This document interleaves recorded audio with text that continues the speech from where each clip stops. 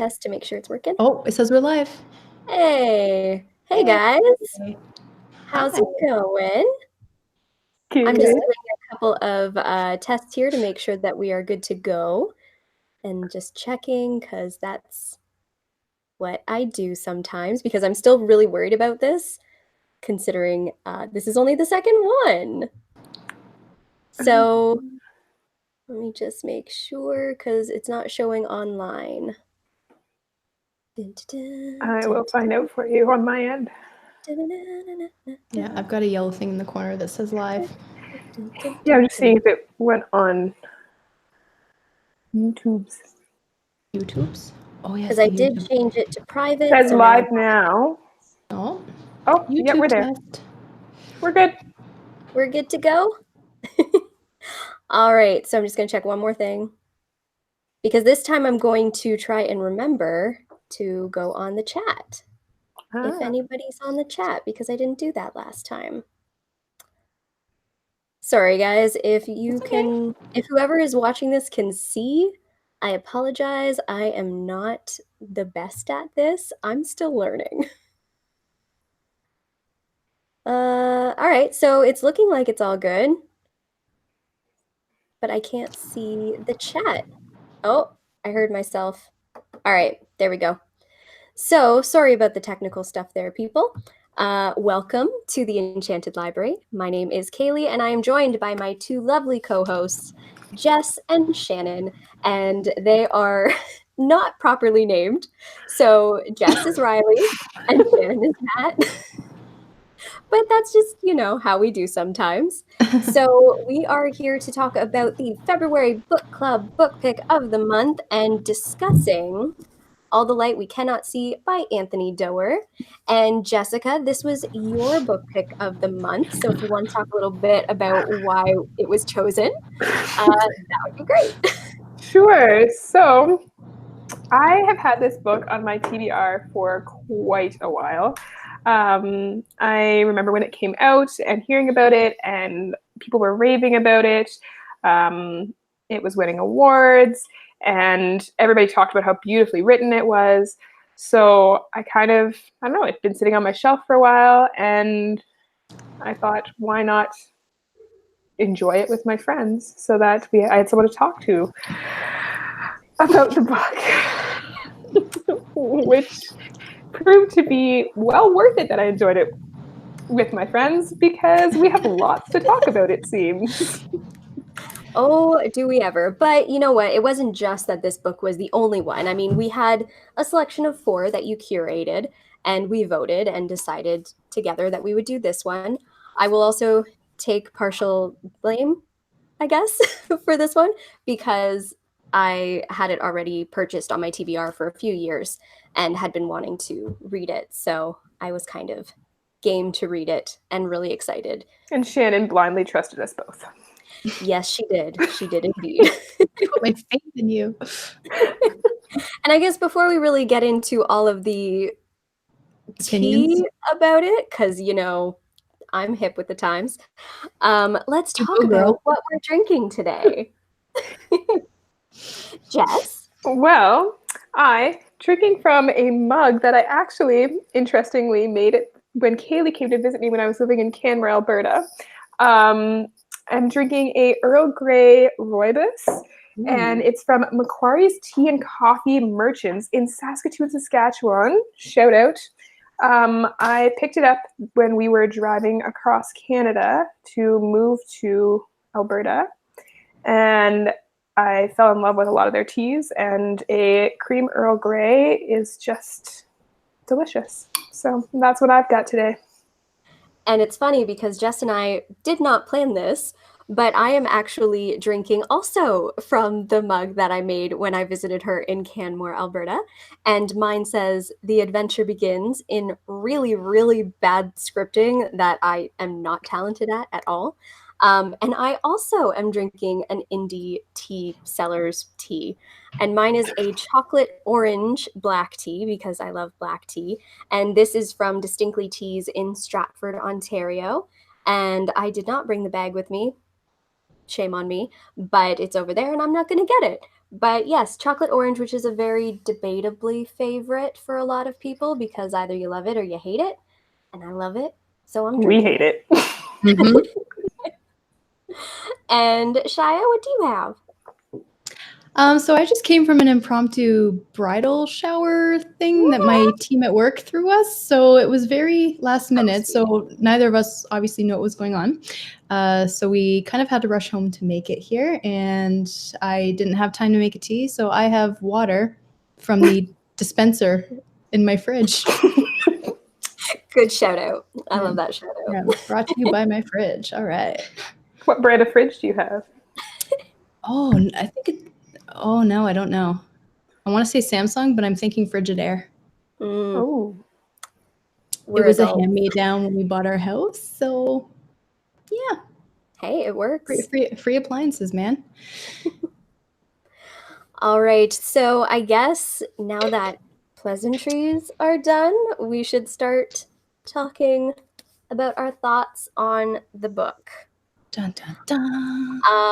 So I guess we'll do sort of the same thing as last month, where we give our non-spoilery, really broad thoughts and opinions on it, and then we can get into more spoilery descriptive stuff a little bit later. So who wants to go first this time? I can jump in because I know that I forced other people to last time.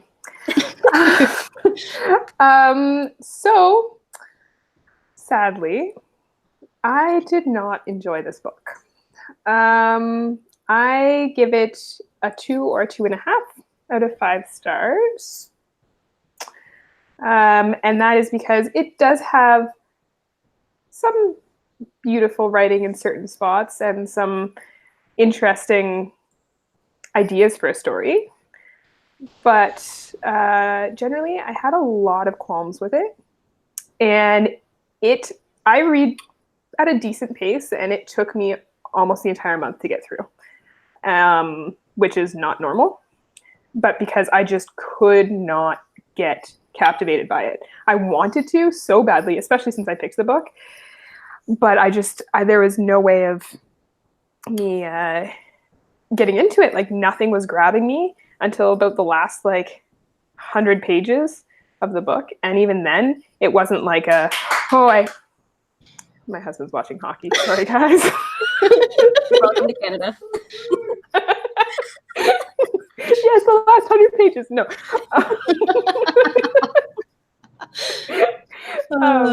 So good. So, yes, the last 100 pages, although they were a bit more enticing, still weren't like, oh my gosh, I have to finish this now. I have to stay up to read it. Like that kind of thing, which just really disappointed me, especially because it was a award-winning book and so many people had recommended it, and it was all over social media, and it was all over people at the bookstore were talking about it, and I personally just didn't like it. That's just where I fall with this book. That is fair. Shannon? Yeah, I'm totally with you, Jess. I think the writing was really nice, but I also struggled to get through this book. I think the term I used with you guys is reading this book felt like a marathon to me. I just feel like a lot of the plot points were very long drawn out, and there was a lot of fluff that didn't necessarily pertain to the main plots of the story that maybe didn't need to be there. And I would also give it a 2.5 out of 5 because I know the author took such a long time to write the book. Would it take 10 years? 10 years. Yes. Yeah. Okay.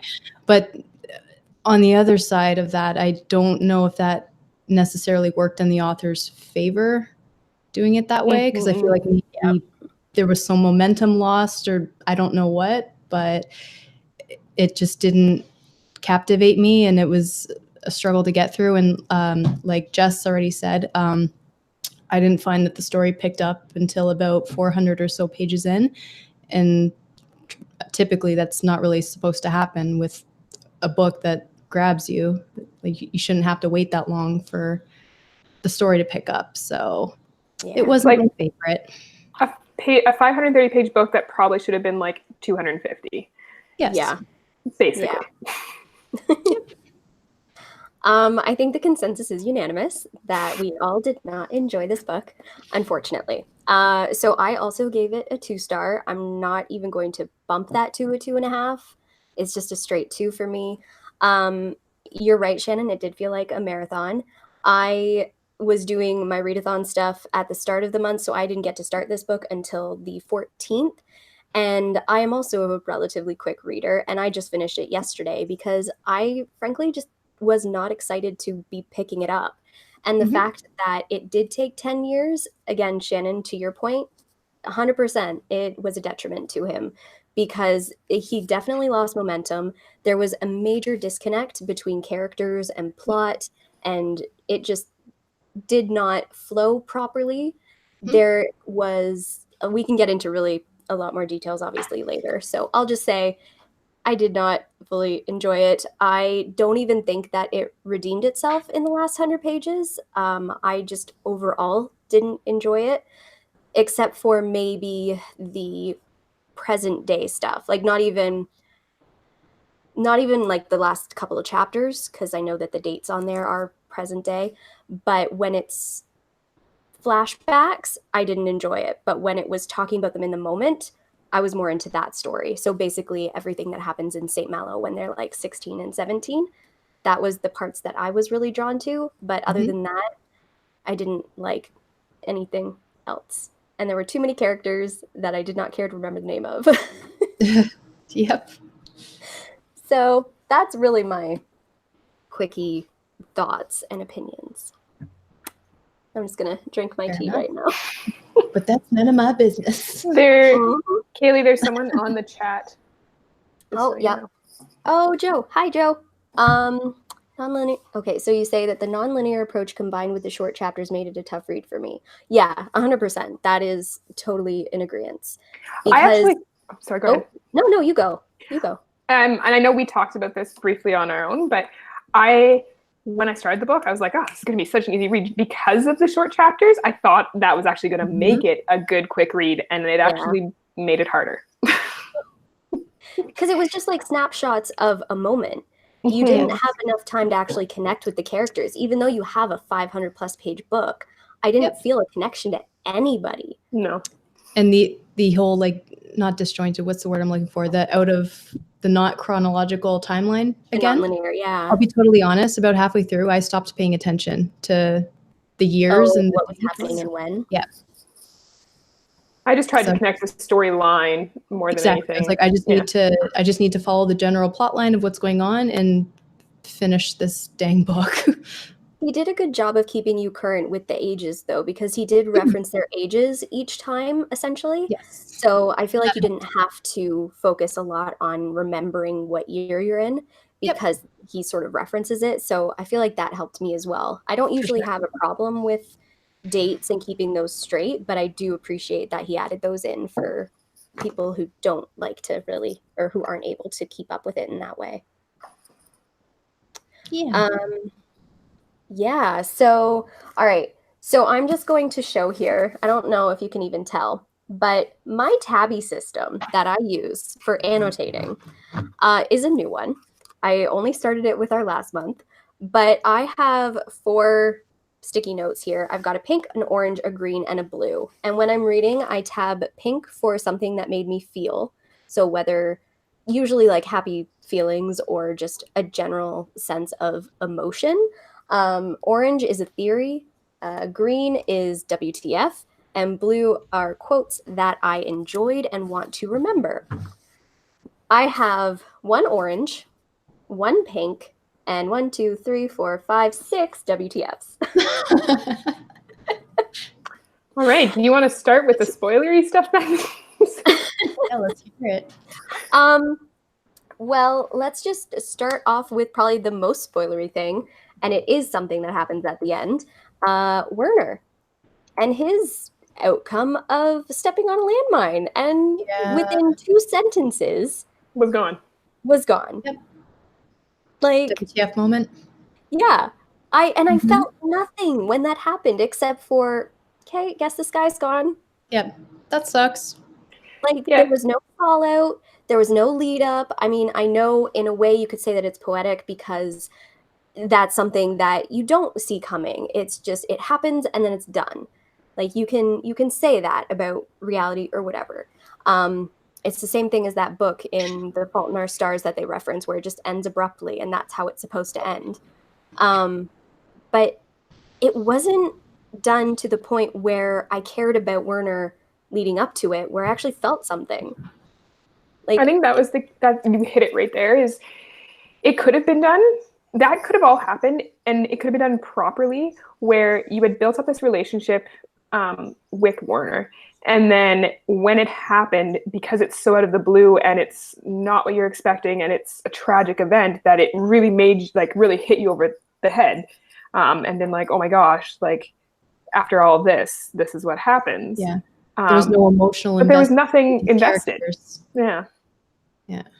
At least it rubbed me the wrong way. It happened and I was just like, okay. It wasn't even oh my God. It wasn't I need to reread that sentence to make sure I understood what happened. It was just par for the course, which was unfortunate because I really wanted to like that character. But yeah, all it was, but Werner has crossed the edge of the field where he steps on a trigger landmine set there by his own army 3 months prior and disappears in a fountain of earth. It was one sentence. That was it. One sentence. And we're supposed to feel something for this character who I frankly did not feel anything for except for annoyances. I wanted to like him. I liked the idea of him when things started.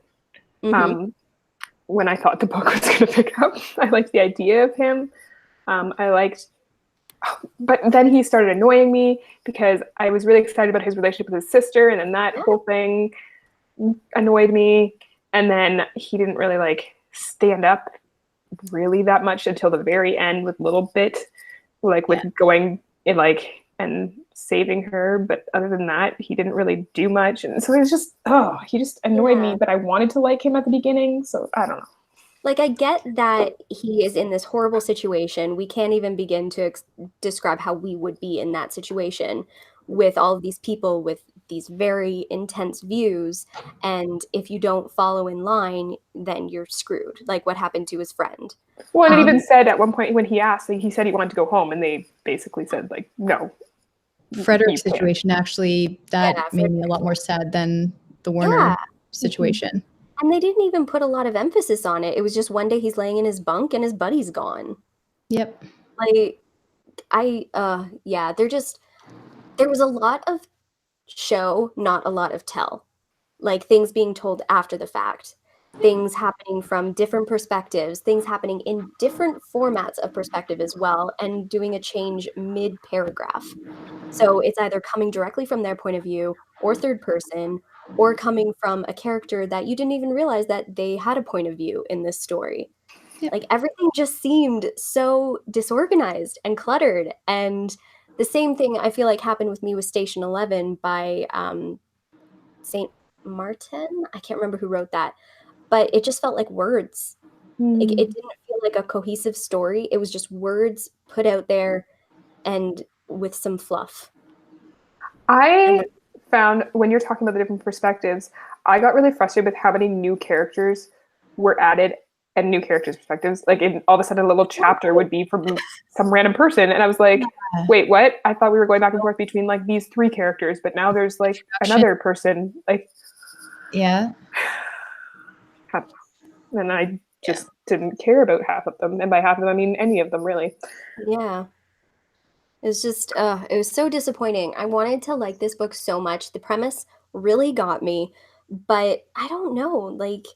You've got the idea of a diamond essentially being smuggled out of the capital or whatever, and you have this kid who is supposed to be trying to undermine everything that's happening in the army and going against their rules.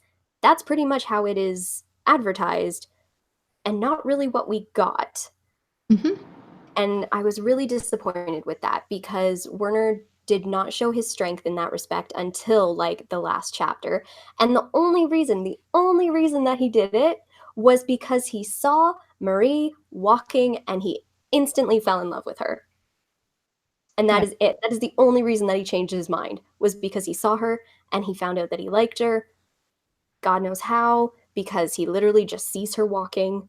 I would argue that there is a little bit with the whole recordings thing that tugged on his childhood a little bit when he realized that, like, because he was there and he realized recordings and he didn't report them because he realized where, like, that it was the same as his childhood. So there was kind of a little like, oh, this tugged at his childhood and his sister and that whole thing.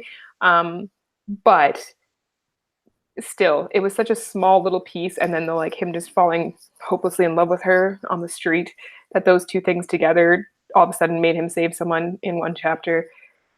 I don't know. Yeah. And then his sickness or whatever that he had, which I'm still not 100% on. I mean, what was that? Did anybody catch something about why he was in the hospital? Like, what was going on there? Because I have no idea. Oh, it just talked about bodily functions. Yeah. And then what was it? What was his name? Was it Von Rumpel or the other one? Yeah, Von Rumpel. Yeah. So Von Rumpel with his testicular issues. Can we just say, what was the point in that except for to show that he has a limp and that's how she recognizes him when she hears him walking? Yeah. Like, it's like, there was no point. The shooting pain and he experiences every time he sits down. Yeah. He wanted the diamond so he could overcome his sickness. Was his ultimate, like... Why wasn't it like he broke his ankle? That gives him a limp. That makes creativity, I guess. Like, why did it have to be a groin issue? Like, can we just say how random that is? It's just they had annoying. A bunch of really random things to do with groins and different, I don't know, like weird sentences about things. Yeah, he came up with some really pounding flounder. Yeah, oh my god, the pounding flounder. Yeah. Can we talk about that? Apparently that's a term. Oh, 1 second, Joe's saying something. No, 8-year-old would be able to fix a radio and then a year or so later be able to alter it to receive shortwave broadcasts. I know Germans are known for their engineering, but come on. Yeah, he was like a savant when it comes to radio tech and just learning. I mean, I liked his questions book. Yeah, that was cool. I liked his book of questions. I thought that was very apt for an 8-year-old to have and to want to hold on to. But yeah, the idea of him being able to just take things apart and put it together without really having any background in that, considering he was an orphan and he wasn't around that a lot, is kind of unrealistic. Yeah. I mean, he did read a lot, but he fixed the radio before he was reading all of those books, right? Yeah. Yeah, he just sat all around there. Yeah. He just sits What were there. your guys' thoughts on the letters that he wrote back and forth with his sister and all the words crossed out? Oh, those are redacted because of the army who is sending it back and forth. So anything that could risk where they are, what they're doing or learning, okay, I figured. they have to redact it. It still frustrated me trying to like decipher what it could be. But I figured there was a... I wish we had a version that wasn't redacted and then what his sister ended up seeing. Yeah, that would have been nice. And I wanted more from their relationship because it was just very lax. That was the relationship actually that frustrated me the most, because at the beginning they were so in sync, it seemed, and working together, and she was so upset when he was leaving and he was like reassuring her, and this whole thing of him not wanting to go to the mines and like all of this.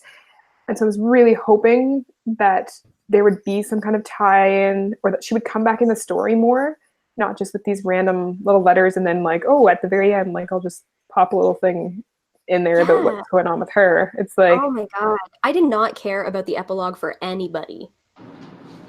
Like, it's just, there was no point to any of those epilogues, except for to be like, hey, even though Werner died, everybody else is essentially alive and well, except for Von Rumpel, who is still having issues. Like, I did not like it. Oh, man. I'm trying to think of other things that I have. Oh, on page 160, when they were talking about, he says, recordings of my brother. So when Etienne says that, I immediately flagged it with orange. I'm like, oh, these are totally the recordings that Werner's listening to with his sister. And then I was very happy when that got confirmed for me later on. I was just very excited about that. Also, damn, Claire de Lune just gets a lot of play, doesn't it? Yes, it does. Yeah. I kind of wish that the world knew other classical music. Everything is Clair de Lune in every book and every movie. It's pretty, but there's Quintessential more. choice to go to. Like, give me something else. Come on, you've got centuries to go by. And then I think the one pink thing that made me feel something happened in page 35. Oh, that's early. And yeah, that was the last time I felt That was something. it? Yeah. And it was when Marie is learning how to walk with her blindness now, and when her dad sort of just tells her to find her way home. And I felt like that emotion really came across well in the writing. I think he did a really good job showing how she would actually feel. And I felt for this little girl who had no idea where she was, what was going on, even though she'd been trying to learn how to get around. Yeah. So I just thought that chapter was really well done, or that page. I did like the puzzles that he would leave for her on her birthday. Oh, yeah. But I thought that was kind of like an awe thing for me. I was like, oh, that's very sweet. The puzzles And I were think nice. it was obviously very apt that he left the diamond in the puzzle for her. Yeah. And like, I think that was a neat way of going about it. Because, I mean, up until that point, it didn't explain whether he took it with him or if he left it there. Like, because it was just kind of like, okay, he left, so what happened? And then there was like, oh, it's in the house. I just thought that was just the disjointed writing. I was like, oh, he just didn't mention where it went. That sounds right. Yeah. Oh boy. It fell short for so many things. It really did. What were your thoughts on how they portrayed occupied France? It wasn't really portrayed. Okay. Because I was saying there being like, this whole thing is supposed to be about this occupied area. And then it was like the odd sentence here or there. Which, I mean, I know obviously they can't talk about it 24/7, but there, in my opinion, should have been more to really feel what was going on. Because I feel like if I had understood more and felt the like occupation, then there would have been more anxiety about people being in the house, or anxiety about like what she's going to do or what like he's going to do or whatever. But it was just kind of, okay, bombs are going off, and there's an army. Burners showing up at Radio Shacks, not the store. That's well put, though. And like, instead of really feeling like what the occupation would have been like. Yeah. I also am having the unfortunate thing of comparing it to my current book, and so that's not really fair. You're reading for another book club a good book. Yeah. I think in regards to the whole war theme as well, such a big chunk of it takes place while Werner is in school. So I feel like because of that, we didn't really get the sense of urgency. We just got a play-by-play of him at school.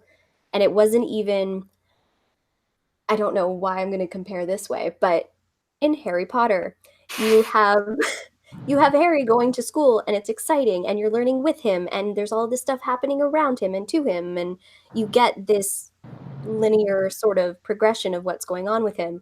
With Werner, it's not I don't want to say exciting, but it's not like an interesting school experience.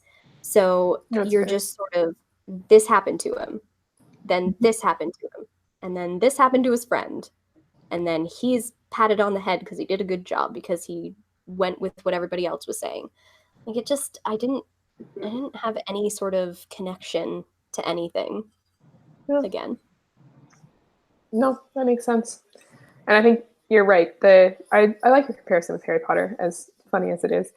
Because they could have made the school experience amidst the war, amidst everything else, like kind of all captivating, or his school experience captivating for us, but it wasn't. Except for his friend. And the boys being brutal to each other and poor Frederick. Yeah. The thing is, the exercise in the yard where the teacher told the boy to run, and then Yeah. Start, I was like, oh my God, like that was. I mean, I imagine that actually happened, but Probably. Yeah, probably, but yeah, that was. Hey, pretty 2016. brutal. What? The bottom of her mug had the year Oh, on it. mine does too. Mine has it Oh, as there well. it is. 20. Okay, Joe's saying one thing here. So building those models seem like overkill, though. Why not just take her outside and let her experience it and learn that way? He built the second one in just 5 months under the occupation. Okay, so I am of two minds with that. So yes, he could have taken her outside, but when they're in the occupied city, I feel like it was just safer for her to stay inside than to go out and just be learning her way around. Um, I feel like he was just being protective of her in that sense and getting her ready so that way if she did have to leave that she could. But the whole point of her being there was so then that way she didn't like draw attention and that they kept her safe and everything. The models were a cool idea, but I can see that they would be a bit overkill. But I think it's interesting. Sorry, I think the models, I do agree. Like, I see where you're coming from with the overkill. But I think it also had to do with she can sit there and whenever she wants be going and like practicing and counting things and doing that kind of thing. Whereas to go outside, like he'd need to be with her. They're like, it takes time. He works, like there's all these different things. Whereas she can just be like before bed or whatever, like memorizing things so that when she does go out, then there's that. However, his point about it only took him 5 months to build the other one, either that town is really, really small, which it could be. I don't actually know. It is fairly small because this is actually it. Oh, really? It's a walled city. Yeah.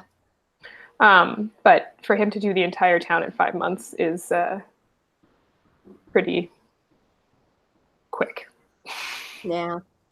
I don't know. I mean, he didn't really have anything else to do, but still. For her, I think it was a good way to keep her, like herself occupied, because that was a time where they didn't have any luxuries, obviously, with everything going on. So all she had were these houses, these puzzles, and her very few braille books to read. Also, okay, 20,000 Leagues Under the Sea.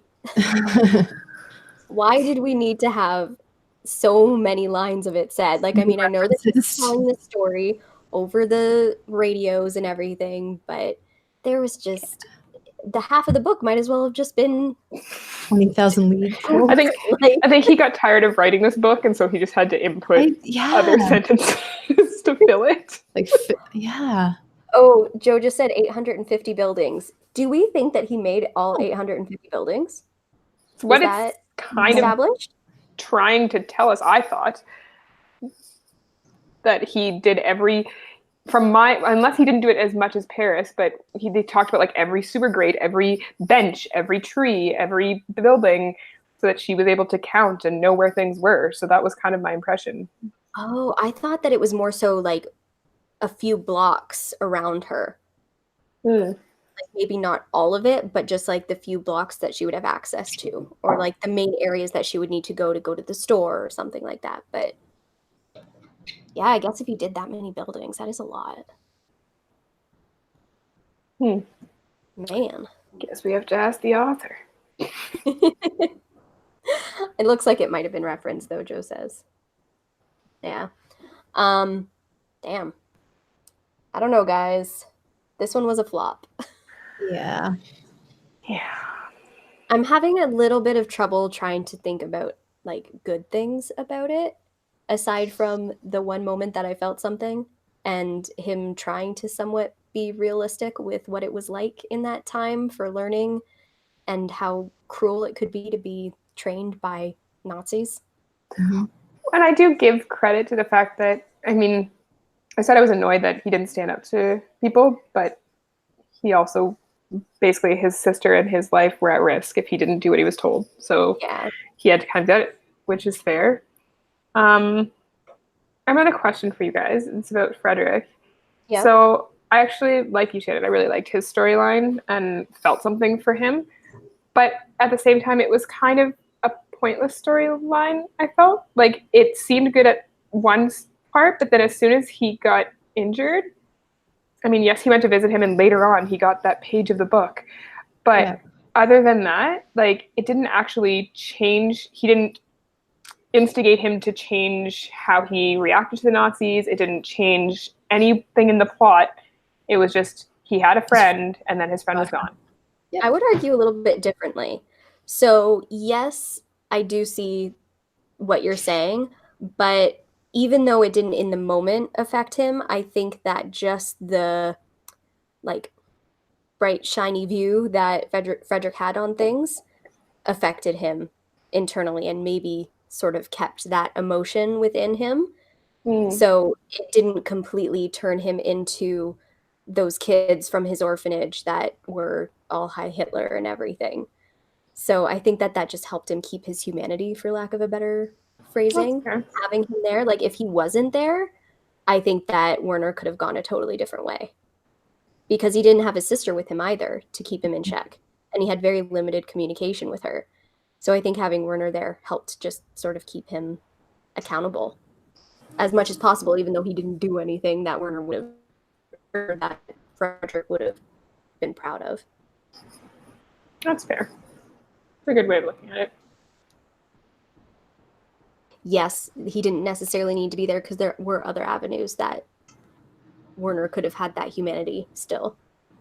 Like, I don't know. There was just too much. I feel like as Doerr was writing this, he was probably like, oh, it's been 5 years. Let's just add in another character and another point of view and another random storyline just to keep things interesting.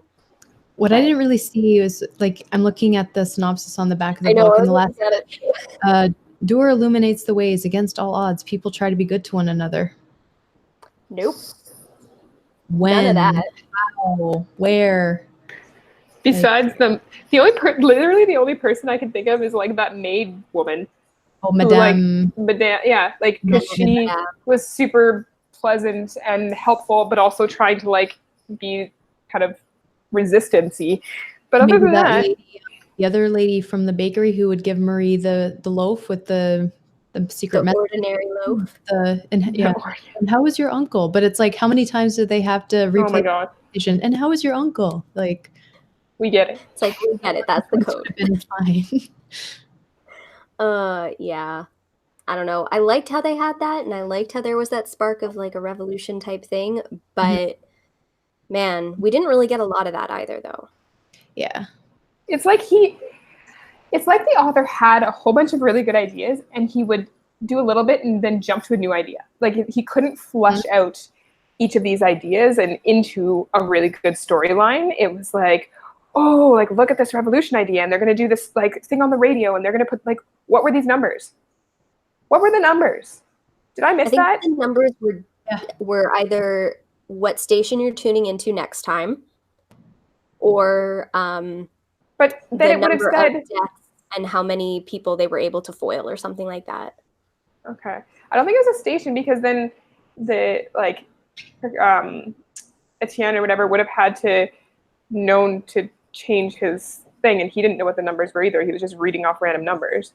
So maybe it was like the how many people, but there's like a whole storyline here that I don't know. Joe, I like what you're saying there. Frederick was Werner's failure. Marie was Werner's success or redemption. I like that. I like that. It was definitely his failure. That's a good one. Yeah, that was very apt. And then, what was I going to say too? No, I can't remember. Someone else talk for a second. Did you have any more green moments that you've yet to touch on? No, in general, we spoke about all of them in one way or another. Okay. So that was... What did you girls think of the whole ending in terms of needing to go back and find her to give the house to, and like that whole side of things? It was a cute idea. Yeah, no, go. I was just... No, okay. The key inside the house. I was like, oh. So... Yeah, it was a key. So, yeah. So he went back and then tried to find the stone, I guess. Yeah, there was a confusion for me of timeline and where the stone was at and who had it and what was going on. Like, I thought that she had the house with the stone in her pocket the whole time, like when she had the white flag. I thought she had it with her at that point, but apparently not. So, Oh no, she did let it go when she went to the grotto because she asked Yeah. Lauren if it was in If the it's sea. in the sea. Yeah. okay, yeah, that I got complete. I think by that point I was just trying to power through. You were speed reading at that point, and it was like, Yeah. get her done. My point, what I was going to say in regards to backtracking a little bit with how his writing was and how he had all these ideas, like you were saying, Jess, and it was good ideas, but it wasn't executed properly. I think a detriment to him is the fact that he writes short stories. So he's a short story author. That actually primarily. makes perfect sense. I didn't know that. In So- how this book was written, in like first off, in just entirely like the chapters being short, all these different things, and then how all these little ideas all over the place. It makes perfect sense then if he is a short story poetry author. and short stories. So that's where the fluffiness comes from, and that's where the not fully fleshed out stories come from. I think, at least. That does make sense. So, Yeah. You're on to I don't something. know why he decided to do this, but yeah. I mean, who published this? Simon and Schuster published this. Who edited it? I feel like whoever edited it was just like, man, I like this guy's short stories. Let's publish him in a full format novel. I think that's what everybody that's praised this book kind of How felt. did it win a Pulitzer Prize? How? We touched on this briefly on our video chats because, like, how do Oscar-winning movies win Oscars when it seems like such an obscure choice? Pretentious critics, that's how. A very apropos topic to bring up tonight, Shannon. Mm-hmm. Oscar night. Because it is Oscars tonight, which I don't watch. I've got it on I'll record. watch the full thing about it tomorrow or something. I don't know. I don't have television, and I will don't just have watch cable. highlights later. Collider on YouTube, they'll do a whole run through of who won and who didn't win, and I'll just watch that. Yeah. Oh man, I am very upset. But you know what? No, I'm happy that we're done this book. Yay! I have to say, the day that I finished was like a holiday. In the sense of I was like, oh my gosh, finally, like my brain can rest from being forced. Like every time I'd look at that book on my side table, I'd be like, ugh, I need to read. It felt like a chore. I have to read. Like, which reading should not. And I don't know. I'm trying to decide whether or not I would have DNF'd it. I 100% would have. I have only DNF'd one book ever, and that's because up until this year I didn't have the guts to ever do it, and Kaylee gave me the empowering speech that it's okay. I DNF'd my first book last year, so yeah. So I feel like I probably would have, though, because it took so long. Like the fact that it took an entire month for me to get through this book. Yep. That is brutal. Insane. Bad.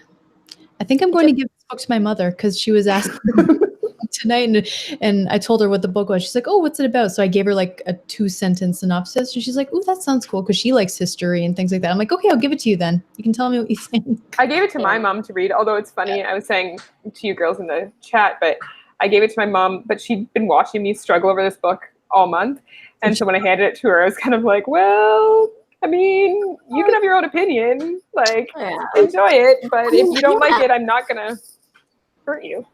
Obviously, what would you do? Obviously, so many people have loved this book, so they are clearly seeing things in it that are positive where we are not. I mean, that's just the whole idea of reading. Everyone's going to find something that they enjoy. My taste did not enjoy this. I feel like there are better representations of this type of a story. and I just don't think that this was well executed. The premise was exciting, and I wish that the story lived up to the premise, but it did not. Or up the reviews. Or up to the reviews, for that matter.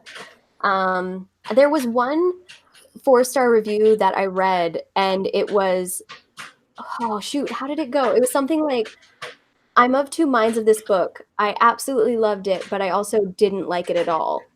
And they still gave it a 4-star. Really? And I was like, at the very least, that should be a 2.5, middle of the row. So I don't know how people judge their books necessarily, but well, and that's the hard thing too, is everybody judges books differently. Like some people are looking purely at writing style, and some people love that like poetic writing style and things like that. Some people are looking at plot. Some people are looking at character development. Some people are, like there's so many ways to judge a book, and it depends on how people read. Sorry, my husband is making popcorn. Banging around, Aaron, like there's no tomorrow. Hi, Aaron. He can't hear you, but oh yeah, that's true. The girls say hi. He's putting. So you want to know how Canadian we are in this house? You know what Aaron's topping on his popcorn is right now? If you say maple syrup, I'm gonna laugh. Yep. What? Really? Topped with maple syrup. Oh my god, that's amazing. I didn't even know that was a thing. I was making a joke. It wasn't. I actually started it by the one day he asked me to make him popcorn, and I was annoyed, and there was maple syrup on the counter, and I just like put a glob of it on it, just like a little bit, just being like, Jokes on you. Good. and then he ate it. And he was like, "Oh my gosh!" And so now he always puts maple syrup on his popcorn. Oh Anyway. man. One thing about consistency in the book, Joe has a question here. Did anyone catch Newman 1 being in 2 places at the same time? Which also, why would you have a whole bunch of different character names? Why would you do Newman 1 and Newman 2? Like, Newman 1 dies in Allied invasion of Normandy, but he's still at the radio unit. Are we sure that was the same one? Hold on. He's got page numbers. Yeah, I know. I'm looking it up right now. 365. So what time frame? Guys, my history is really bad. Yeah, what's the date for Normandy? Yeah. Do we have a date, Joe?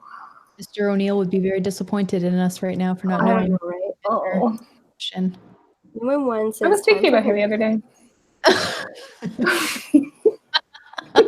Because some geese were honking. Oh my god. I was not in that class with you guys. Oh my goodness. I don't even think Shannon and I were in a class together with him. I had him for tap and just showed up. So 1942 and 423. Wow. Well, that's annoying. Joe, you caught something really good. Well done. I'm calling all history buffs. June 6, 1944 to mid-July 1944. Hold on. I'm looking up years. August 9th, 1944. 1942. I think that's right though. I think it's in line with the chronological nature. I don't know why my computer is not charging. I'm hoping it doesn't die on us. What do you guys need? Are you still looking for the Normandy year? Be right back, guys. No, I'm just trying to figure out. Oh, that was a weird noise. Yeah, I don't know what that was. God, I didn't think I'd have to look at this book again. We just want to have this discussion and then put it behind us. Okay, 1942 and 1944. They're 2 years apart. What are you trying to say, Joe? Because I didn't think that he died there.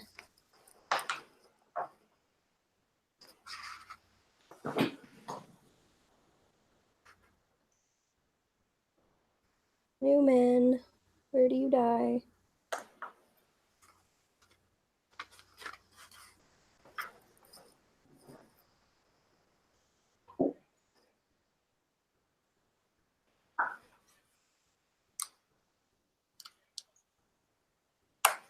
This is really good content watching us read. I'm trying to get my computer to charge so it doesn't die mid-conversation. He didn't die on page 365.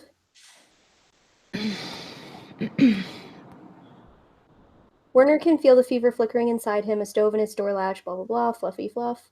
Newman won, who, if he were not scheduled to die 10 weeks from now, might have... Oh, I see what you're saying now. He's scheduled to die, but then he's alive.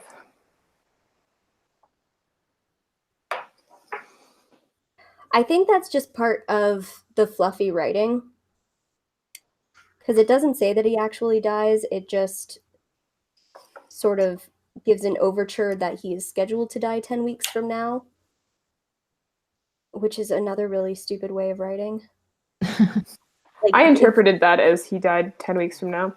Like, if that were the case, yeah, but like, if this were an epilogue, or not even an epilogue, if this were the end of a story that was just telling what would happen in the future, that makes more sense. But where it's written, it doesn't really make any sense.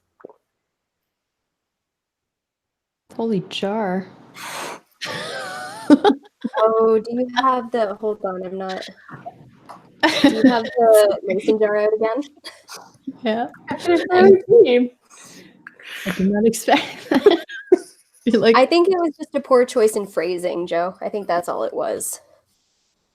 But, yeah. Let me see the jar. Yeah. She upgraded from her mug. It was not enough tea. It's not enough. It's never enough. There's not enough tea to be had. Oh, now I want to watch The Greatest Showman. Oh, I still haven't seen that. So What was that? What was that shock? Caused a ruckus because I did The Greatest Showman. Was that why? Yeah. Oh, yeah, it's a great show. So aggressive. I was just like, that was excitement to the nth degree. Because I love that movie. And so does my daughter. She dances to it the soundtrack all the time. Did you see the Pink? Yes. Had her daughter sing one of the songs. It was so cute. Yes. Although, okay, no, I will not go on. Yeah, that was gonna go. We can chat about this after. But it's adorable that your daughter loves it. Okay, so I guess, do we have any final thoughts? Yeah, fair. End quote. Yeah, I guess I am sad that it wasn't what I thought it was going to be. Same.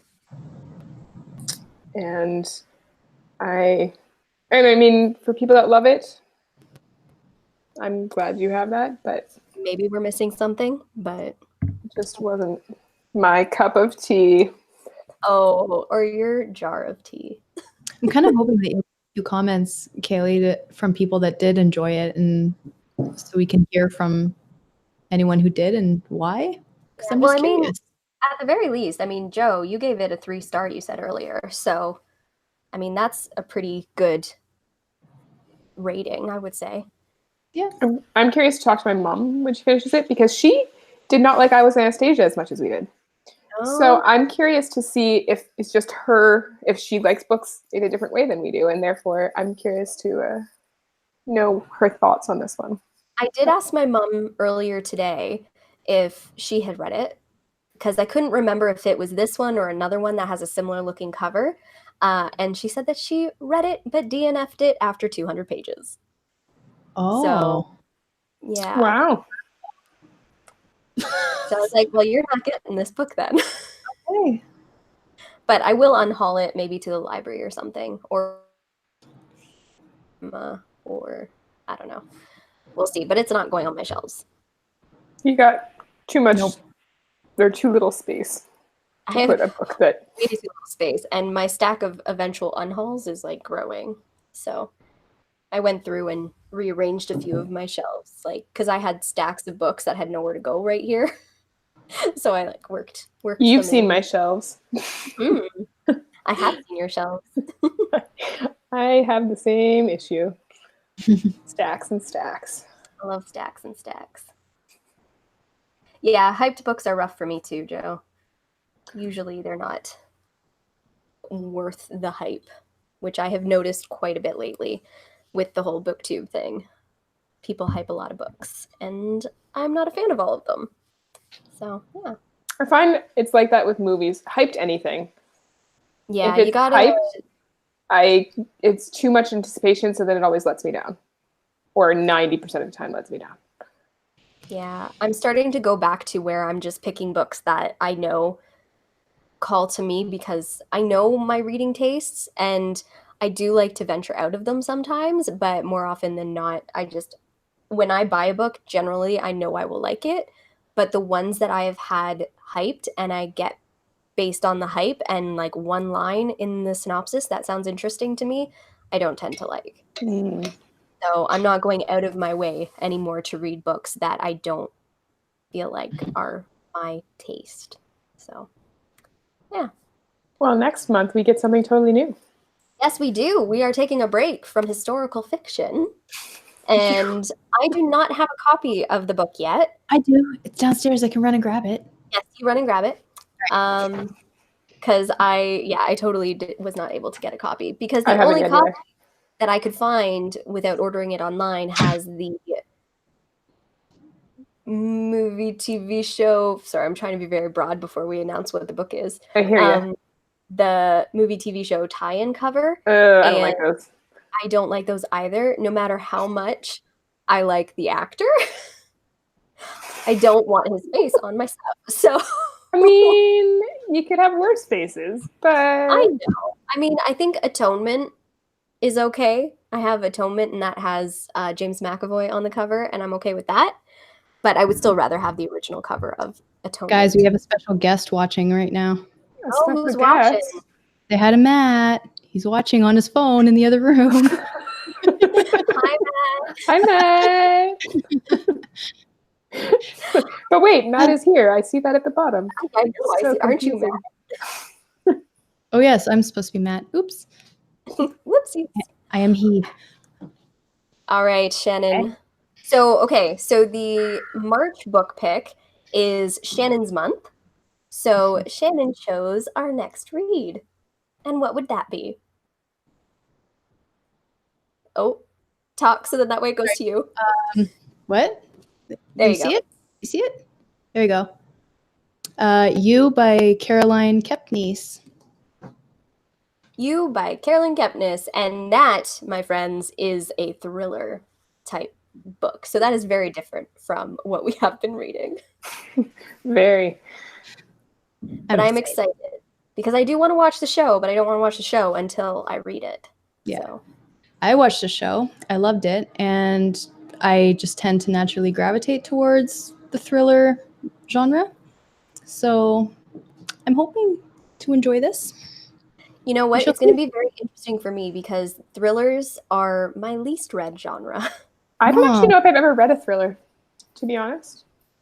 So, I mean, I watch thrillers, but I don't know if I've ever read one. This will be interesting. I mean, I might have. Like last month, Lynch and I were like, we've never read historical fiction. And then we started naming off like 10 books that we'd read. but yeah. More than you think you do. Yeah. Well, I mean, the last thriller that I read is over there somewhere. I read Night Film, and that didn't go over very well. So, I mean, I'm excited. I'm always up for trying something new, and this is a premise that seems really interesting to me, and I do want to watch the show, so I have very high hopes. Yes. But generally, thrillers for me are a rough one. But we can get into that at another time. Yes. And you never know till you try it. Exactly. And it's not all the light we cannot see. Yeah. There is that. Oh, we have someone else in the chat. Hi, Howlin. We're just about to end things, but this will be on my channel for you to watch probably in the next couple hours. It'll render. But yeah, so You by Caroline Kepnes. It's very awkward when we talk about it because we're reading you. We're watching you. I think that was part of the point. It's just a really fun word. Very choice. apt title. Yeah, I think it was very smart. But yeah, I think that pretty much covers it. We will announce when the live show is going to be probably in the next couple of weeks. I will let you know, but it's going to be another Sunday night, one of the last Sundays of the month, which actually, you know what? We might even be able to assess this now if this works for everybody. Do we want to do February the 24th or February the 31st? March. Wait, March. March. 31st. Having all of these months and knowing ahead, like already knowing what we're going to read in April and everything, like that's just really tripping me out. Okay, so yeah, March 24th or 31st. So it's going to be one of those days, again, around 8 o'clock. And I will do another announcement, separate video for it as well. And also for anybody who has stuck around this long, or like if you're watching this at a later time or whatever, Good on you. I just want to say thank you. And also thank you so much to all my subscribers for getting me over 500. I'm so excited. I'm so happy. I couldn't even contain my excitement when that happened. And I am going to be posting a video once I film it announcing the Q&A. So just a little teaser for anybody who stayed this long. Anybody else have anything to say to sign off?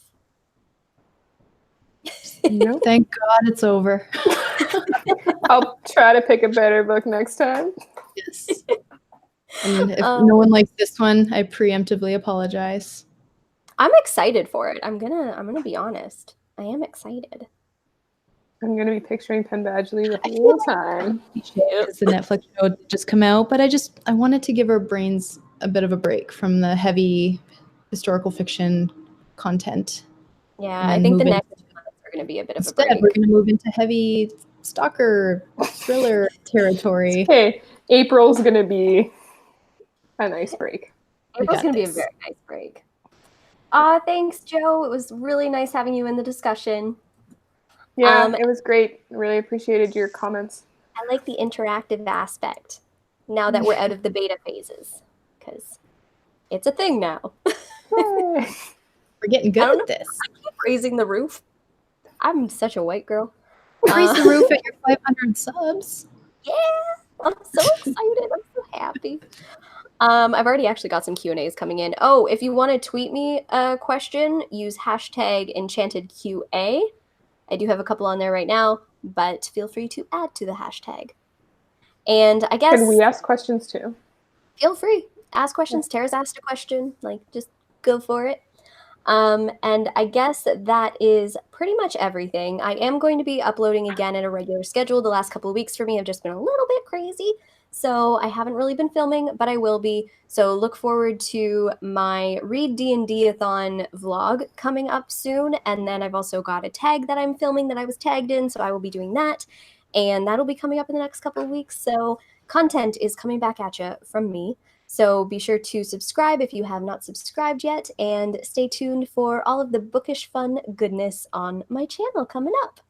So thank you so much for participating and watching and reading along, and I guess we will see you next time. And until then, keep reading. Bye! Bye! Bye!